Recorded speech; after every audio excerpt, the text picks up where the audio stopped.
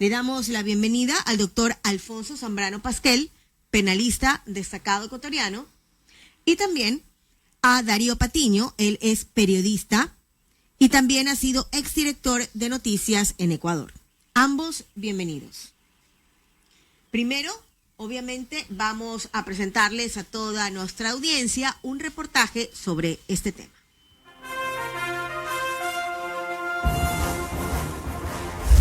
Un golpe al narcotráfico en Ecuador. Así se define el caso Metástasis, del cual se logró la detención a 31 personas, incluidos el presidente del Consejo de la Judicatura, jueces, fiscales, generales de policía, guías penitenciarios y otros funcionarios públicos. La fiscal general Diana Salazar, quien hoy cuenta con el respaldo de más de la mitad de la Asamblea Nacional, usó el término metástasis, pues considera que el narcotráfico es como un cáncer que ha perpetrado a todas las funciones estatales. A raíz de la muerte de Leandro Norero, la Fiscalía tuvo acceso a su teléfono celular, donde encontraron información que muestra cómo operaba el narcotraficante desde la cárcel en la que estaba recluido, con jueces de la Corte Nacional de Justicia. ¿Será acaso esa la respuesta a las múltiples ocasiones donde fiscales se abstienen de acusar a los delincuentes y, consecuentemente, los jueces dictan libertad en menos de 24 horas desde que son capturados? Pienso que el caso Metástasis, en ser real, es un buen trabajo de la fiscal, siempre y cuando se pueda verificar todo lo que ella ha mencionado, todas las pruebas que ella ha emitido. En Ecuador siempre existió la corrupción, y ya era hora que alguien por fin ponga manos en el asunto y pueda de una vez por todas terminar eso. Es tener la valentía de querer mostrar la realidad de un pueblo que está sufriendo, desenmascarar a personas, sí, porque personas, hasta ahí quisiera llegar con este término, ya, que dirigen un pueblo, que dirigen una ciudad, un cantón, y que a su vez están involucrados con la corrupción, con lo que nos tiene mal. No me voy a ir tan lejos. Mafer Vargas, qué vergüenza que da. Sí, se me hace una mujer como que ayuda, pero qué tristeza que atrás de esa máscara haya víctimas mortales. Llenos de corruptos, jueces, policías, fiscales y todos metidos en lo que es el narcotráfico, pagando a los policías para que den seguridad a los ciudadanos. Y ellos lo que daban seguridad es a los narcotraficantes.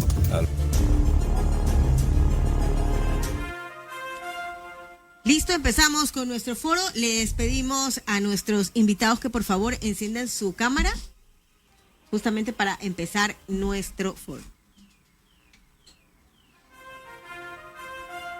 Listo. Perfecto. Perfecto. Muchísimas gracias a ambos. Empezamos con el doctor Alfonso Zambrano Pasquel, penalista. Doctor, desde el punto de vista jurídico, ¿cuáles son las implicaciones en este caso denominado Metástasis por la Fiscalía, en donde todos los ecuatorianos hemos visto con estupor cómo están involucrados jueces, fiscales, miembros de la judicatura, policías, actores de diversa índole? Esto nos ha permitido quizás darnos cuenta que el rumor, ese run run que todo el Ecuador se imaginaba y escuchaba, era verdad. ¿Esto cómo cambia la situación en el Ecuador, doctor? Muy buenos días a ustedes, a todos. Que cambie la situación. Vamos a ver. Lo que sí es evidente que pone al descubierto, ustedes le pusieron un título de narcopolítico y narcopolítica. Yo le agregaría un título, narcojusticia. Narcojusticia.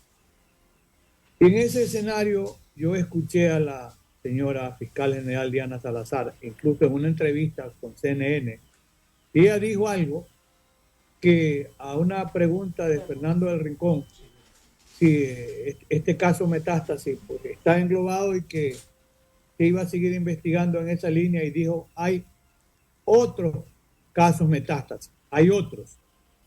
Y voy a retomar algo que dijo el Rincón muy cierto.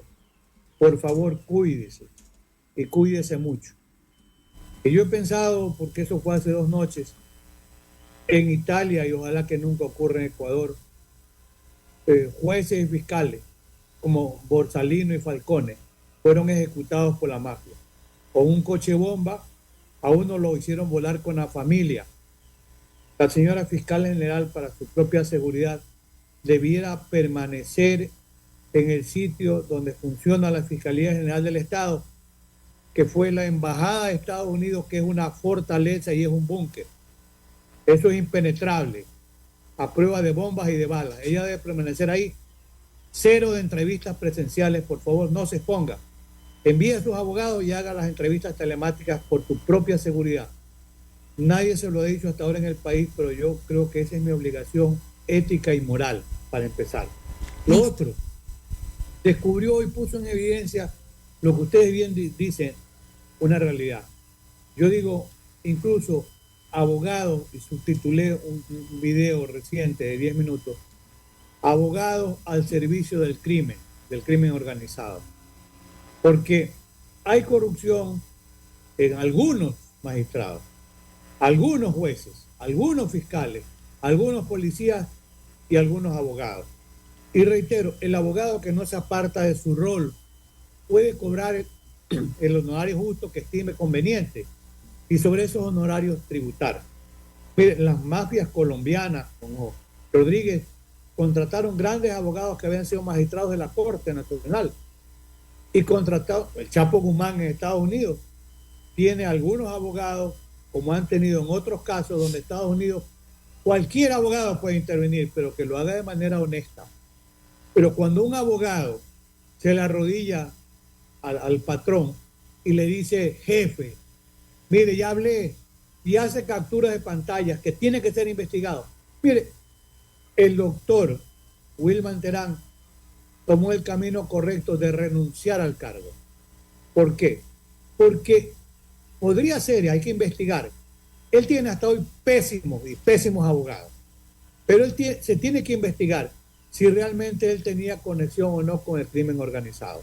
Perfecto. Porque recordemos, no solo que el estado de inocencia lo ampara todavía, pero recordemos que es un abogado, que es uno de, como yo digo, de los testaferros del infierno. Ese abogado presenta una captura de pantalla en una tarjeta, en el estudio, y hay en una canastica al lado hay un arito de luz, no el alto, sino uno chiquito. Teléfonos de otros jueces de la Corte. Doctor, ok, le damos ahora la oportunidad, un ratito, doctor, ahora le vamos a dar la oportunidad a Darío Patiño, que también está en nuestro foro. Darío, bienvenido. El caso Metástasis también ha sacado a la luz pública a varios medios de comunicación, que se dice que incluso algunos han sido utilizados justamente por el narcotráfico. Y nos preguntamos todos, ¿hasta qué punto una fuente de este tipo puede ser utilizada y durante cuánto tiempo por un periodista? Muchos decían, puedes utilizarla como fuente, pero cuando ya es un ex sicario, ex asesino, ex drogadicto, no alguien que todavía sigue en el delito. Darío, ¿usted qué piensa? Un buen día para todas y todos. En realidad, y es triste que nos esté uniendo un tema que en este momento preocupa tanto al Ecuador, pero que no ha sido ajeno a Colombia. Infortunadamente es así, muchas de las cosas que allí ocurren ya en el pasado han ocurrido acá. Desde un sacrificio grande de la justicia, a través del asalto al Palacio de Justicia en 1985, financiado por el narcotráfico y en el que murieron la gran parte de los magistrados de la Corte Suprema de Justicia, hasta un escándalo más reciente como el Cartel de la Toga, en el que 2 expresidentes de la Corte Suprema de Justicia y un magistrado más resultaron involucrados, 2 de ellos están condenados y 1 prófugo. Y frente a esta pregunta, pues precisamente una de las estrategias de los corruptos que infiltran a la justicia es hacer que estos magistrados, con toda su autoridad y con toda su dignidad, por así decirlo, puedan manipular la información y crear tendencias y filtrar información tendenciosa que lleve a confundir, si lo pensamos en el buen sentido de la palabra, a los periodistas, pero también en muchos casos a promover tráfico de información, como era lo que sucedía con el más reciente escándalo que ha involucrado a la justicia en Colombia, que es el cartel de la toga, que era también a su vez tener prácticamente como un subcartel de periodistas que manejaran información para generar corrientes de opinión a favor o en contra de algún involucrado. Precisamente ahora, a partir de esta investigación, de todos los resultados que ha arrojado el caso Metástasis, pues se pudo evidenciar esa relación entre cabecillas de bandas delincuenciales, narcotraficantes, con miembros de la Policía Nacional, con jueces, con fiscales. De alguna manera, nosotros como periodistas y la ciudadanía en general, todo el país, ahora tal vez encuentra una respuesta a cuando veíamos en noticias que los criminales eran dejados en libertad, eran beneficiados con garantías penitenciarias, cuando no había tal vez un sustento. Ahora le pregunto, Darío, una situación como la que estamos viviendo en Ecuador, ¿se vive también en Colombia o se vivió en algún momento este tema de los delincuentes pues liberados por jueces, por fiscales, sin un sustento legal, yéndose en contra de las leyes? Sí, por supuesto. Y de hecho este cartel de la toga, que es el escándalo más reciente que se ha presentado en la justicia en Colombia, lo que hacía era que estos magistrados de la Corte Suprema de Justicia, nada más y nada menos, cobraban a personas involucradas en casos de vínculos con paramilitares o vínculos con narcotráfico o en escándalos de corrupción, cobraban para hacer que otros magistrados enclavados dentro de la misma corte produjeran decisiones judiciales que favorecieran a estos implicados. Hoy en día, algunos de esas personas favorecidas pues terminaron en la cárcel. De alguna manera esta acción de los magistrados no tuvo el éxito esperado y además 2 de esos 3 magistrados del más alto nivel están presos, uno está prófugo. Es decir, sí se ha producido en Colombia. Por eso digo, nosotros no somos ajenos, infortunadamente, y incluso cosas que en este momento estremecen al Ecuador, ya en su momento también nos han tocado a nosotros. Darío, yo sé que usted tiene el tiempito limitado y por eso justamente le estamos haciendo esperar Tranquila. un poquito al doctor Zambrano Pasquel. Quería yo consultarle además, bueno, para nadie es desconocido y para las nuevas generaciones, menos, sobre todo por estas series dramáticas que en la época de Escobar, obviamente, pues el hombre era dueño prácticamente de todo. ¿Cuánto tiempo le tomó a Colombia salir de justamente de esa podredumbre que vivía justamente desde la época de Escobar y con los otros carteles?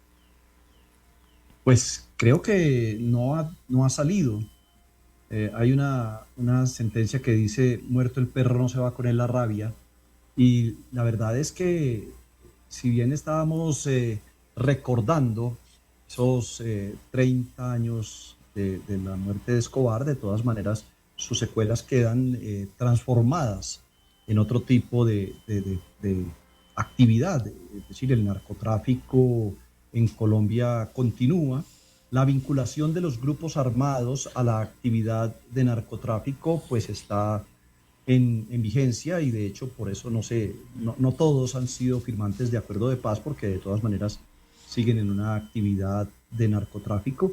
Simplemente se trata de generaciones distintas, de pronto de otras formas de negocio, pero la rabia está ahí.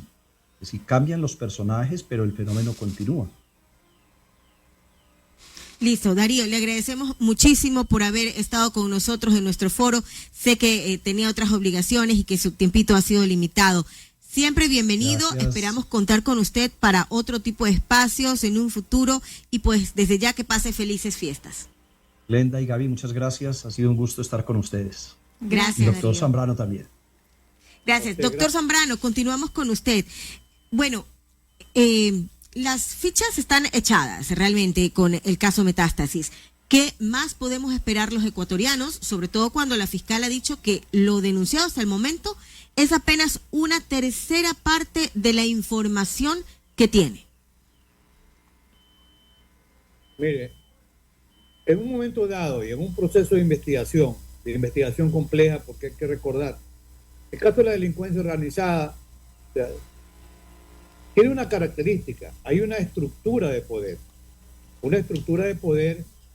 que involucra diferentes personas, ¿verdad? Que en el fondo, aquí ya se dice a veces que hay división de trabajo, pero en el fondo todos responden a la finalidad de la estructura criminal. Por eso la estructura criminal recluta esta especie de sindicato del crimen a jueces, fiscales, policías, políticos o algunas damas políticas y también a abogados. Ahora, puede ser que en un momento dado alguno de los imputados pudiese haber actuado sin el conocimiento, ¿sí?, de que atrás de todo había una estructura de poder, y puede ser que, por ejemplo, algún abogado hubiese cobrado un honorario por hacer una defensa legítima. Allí no habría problema con el abogado, pero si el abogado, y por eso yo digo abogado al servicio del crimen, si un abogado se presta, como ha ocurrido con algún abogado, de incluso mediar. ¿Para qué? Para que incluso el patrón directamente hable con los jueces.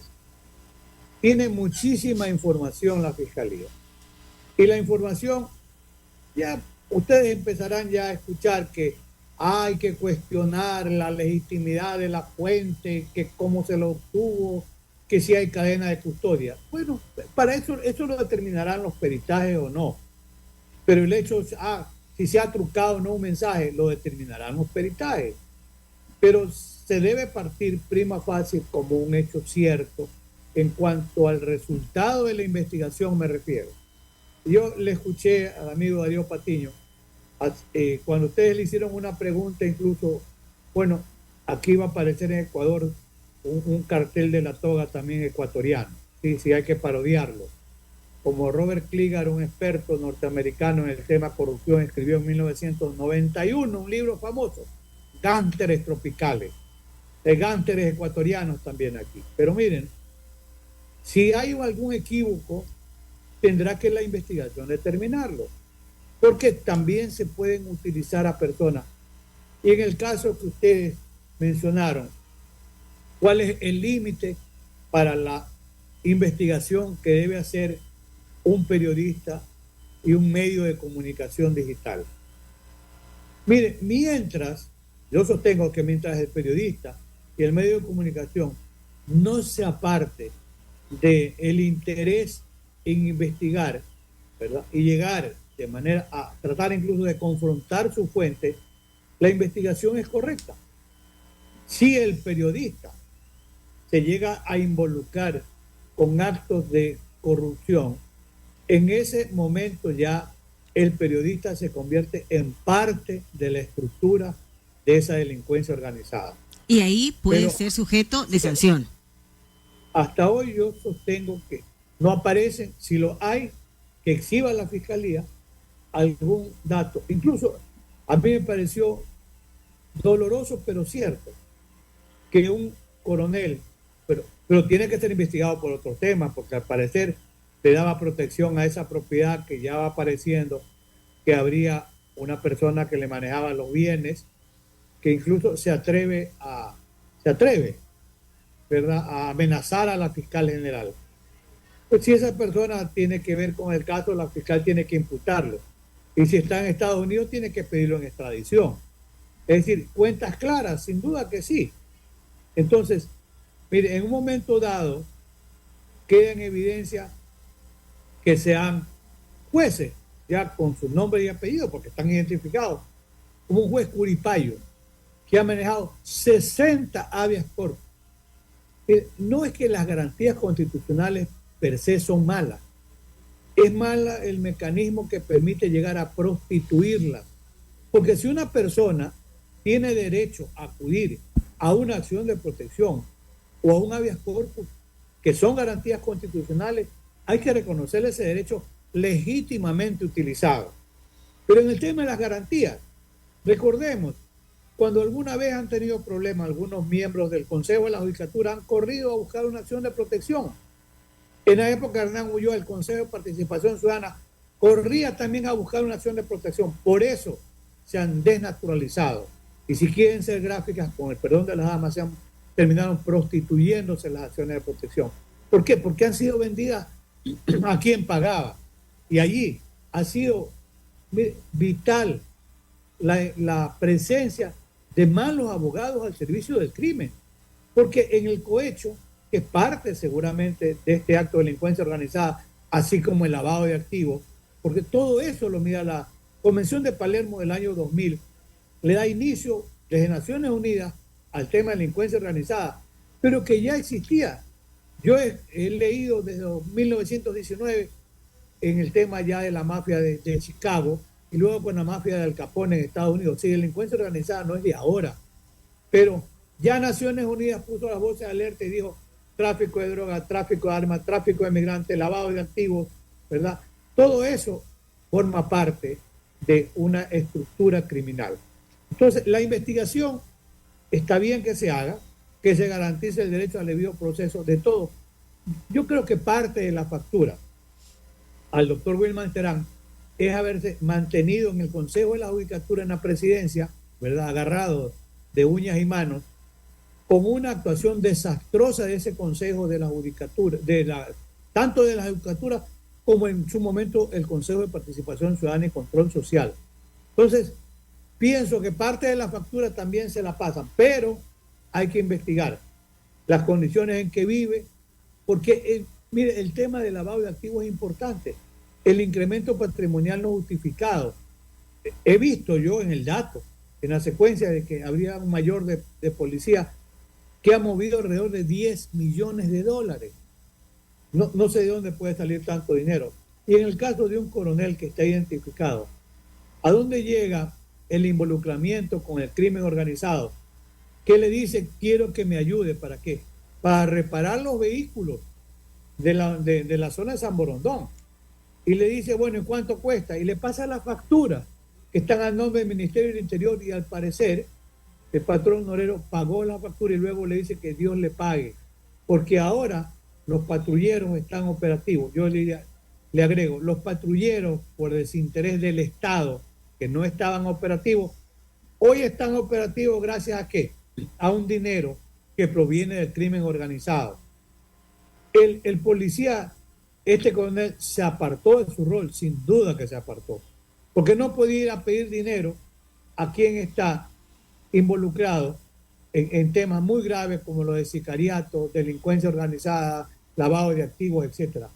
La investigación destapó la Fiscalía General del Estado un tema grave que, mire, en experiencia, porque además ese es un mensaje para los buenos abogados, para los abogados honestos, porque un abogado honesto no puede competir con un abogado delincuente, porque no merecen otro calificativo, porque ese abogado delincuente va a corromper a un fiscal, va a corromper a un juez, corrompe policías para informes, y entonces se convierte en el mejor abogado, y el mejor abogado gánster del mundo. Entonces, esas prácticas desleales tienen también que ser erradicadas. La tarea no es sencilla, pero hay que empezar, y hay que empezar desde ya. Hay que depurar. Los abogados estamos sometidos al control disciplinario con la posibilidad incluso de que se revoque nuestra matrícula cuando hay prácticas desleales como estas y además delictivas. O sea, sí debe examinarse la conducta de los abogados y de los jueces y de los fiscales y de los policías. Tiene que haber un proceso de depuración, pero para eso se requiere que haya un consejo de la judicatura que actúe con absoluta imparcialidad como órgano de control y disciplina. Si no cambia, quienes tienen que ver con el control, los controlados seguirán haciendo lo que han estado haciendo hasta ahora. Yo digo que el gran mensaje es que permite primero descubrir que la corrupción, que como ustedes bien anotaron, ¿no?, era un secreto a voces. Bueno, esas voces van siendo develadas, se ponen al descubierto y esos malos jueces y malos magistrados ya no pueden seguir en la función judicial. Y si han incurrido en actos de corrupción para resolver, sin duda, si fue en casos aislados, habría por lo menos actos de cohecho y de prevaricato. Pero si hubo una permanencia en el servicio al crimen organizado, serían parte ya de la estructura de la delincuencia organizada. Pero eso tendrá que determinarlo la investigación. Doctor Zambrano Pasquel, muy buenos días. Ahora, usted, ya que ha señalado el tema de las garantías constitucionales, el tema de las acciones de protección, el tema de las habeas corpus, y bueno, pues nosotros hemos visto cómo criminales han sido beneficiados con estas acciones. Usted, como especialista en la parte penal, en la parte constitucional, tal vez hay un vacío, una laguna legal para la concesión de estas acciones, o realmente los fiscales y los jueces, quienes al final toman la decisión, se están yendo en contra de la ley, porque ya los ecuatorianos pues no entendemos cómo se otorgan estas garantías cuando se supone pues que por ejemplo no hay requisitos. Entonces sí se pregunta, ¿este delincuente realmente cumplió con esos requisitos que vuelven procedente otorgar un habeas corpus o una acción de protección, o qué está pasando en el sistema judicial? Miren, a ver, hay un marco normativo y en más de una ocasión, lamentablemente, manipulado fraudulentamente. Cuando hay esa serie de vacíos o lagunas, es aprovechado por el crimen. La Corte Constitucional de Ecuador ha ido marcando ya la línea, y yo diría, un primer aspecto es que debieran haber jueces especializados por la materia en el ámbito constitucional. Porque hoy un juez de familia, y yo no deslegitimo al juez de familia, él puede saber mucho, pero de familia, de su ámbito, o un juez penal, pero tiene especialidad constitucional, no necesariamente. Y yo he podido apreciar casos en los que, por ejemplo, se recurre un día domingo, faltando 15 minutos para las 12 de la noche, y ocurrió en Guayaquil, acuden ante un juez, hacen probablemente un sorteo trucho, le toca a un juez, y ese juez le ponen un rótulo falso, dicen que se trata de un caso de flagrancia, que es el descubrir el delito cuando se está cometiendo, y no era una acción de protección para producir un gran atraco de más de $3 millones a unos empresarios mineros legales que les querían usurpar la propiedad.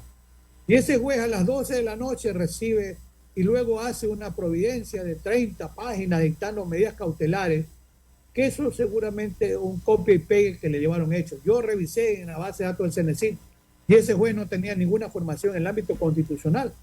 Se lo denunció al juez y ahora estoy apreciando, el Consejo de la Judicatura fue muy lento en investigar y al final, ¿a quién terminan sancionando? Terminan sancionando al secretario. Entonces, ¿qué llega esto a ratificar? Que hay una estructura de poder corrupto que está incrustado.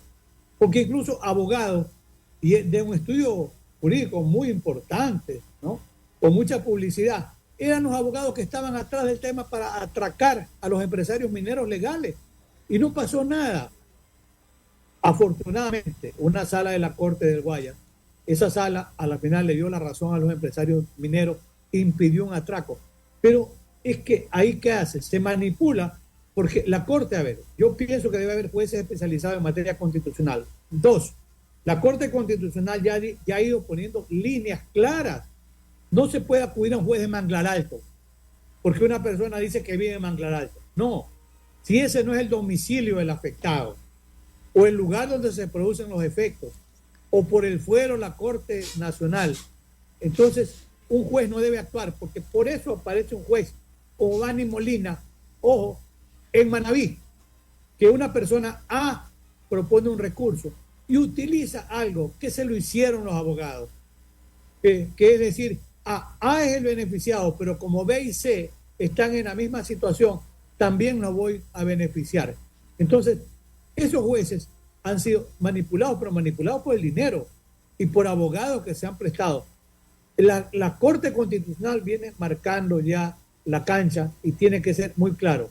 Si no tienen competencia por razón del territorio, por el domicilio del afectado o por el fuero, y debe haber jueces especializados, y esos jueces que actúan mal tienen que ser procesados por corrupción.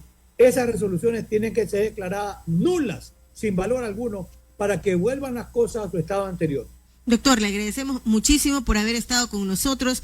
Siempre bienvenido. Lo estaremos molestando para analizar otros temitas, justamente para que usted nos dé claridad justamente sobre el acontecer nacional. Le agradecemos a usted, el doctor Alfonso Zambrano Pasquel, y también a